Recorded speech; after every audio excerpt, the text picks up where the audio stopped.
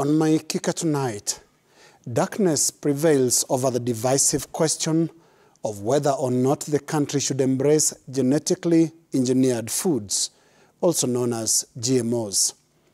Darkness because many Kenyans, including myself, are yet to figure out the head from the tail of the ongoing controversy over GMO in Kenya. There seem to be so many unknowns. The space is brimming with shadows here and dark spots there. Clarity is literally in the thin air. But at this preliminary stage of what should be a rigorous national debate, we can and should already come to one collective conclusion, that the light we are looking for as a country will come not from our politicians, but from our scientists. Here is the reason why we must come together to this collective conclusion.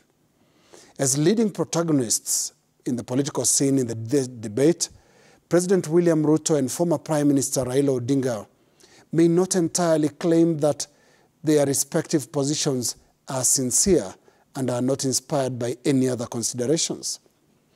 Archive footage dating back to their time together as ministers in the Grand Coalition government indicates that today the two leaders are departing from the respective positions they had previously taken on the GMO issue. Back in 2011, President Ruto, as Agriculture Minister, was cautious about genetically modified foods. But today, he is all for it. Odinga, who on the other hand was Prime Minister, was against GMOs today, was in 2011 quite receptive of genetically altered foods. Yes, science. And to know, Mr. Speaker, that science is moving on.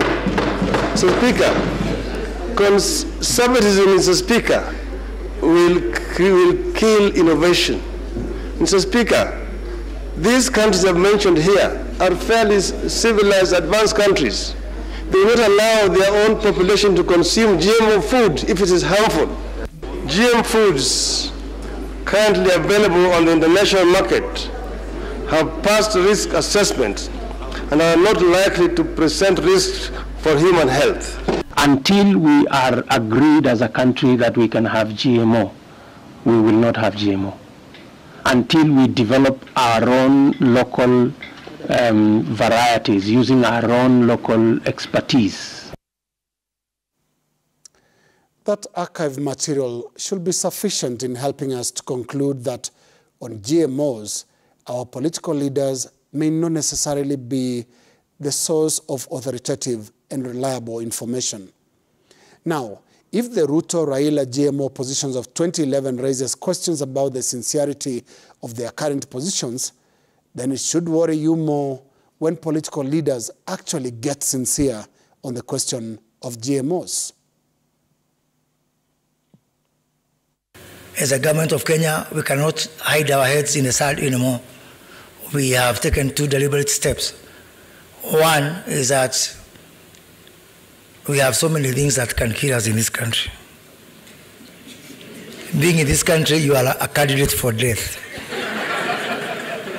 And because there's so many things competing for death, there's nothing wrong with adding GMO to that list. That is why we have deliberately decided to allow GMOs into this country.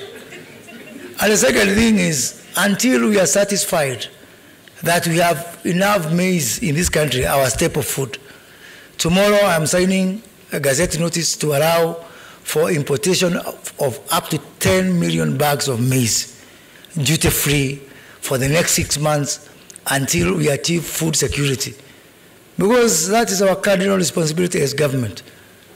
I know this may offend some people, both from a GMO and from importation, but I will do this, and we'll do this as government.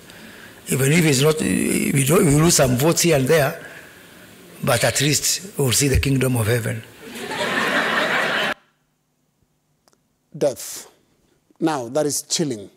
It is callous and altogether irresponsible of a holder of such high office. But that is sincerity from a politician.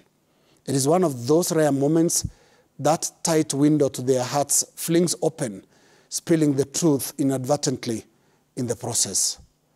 And yes, this is what we get when our scientific community is silent, reserved, or timid.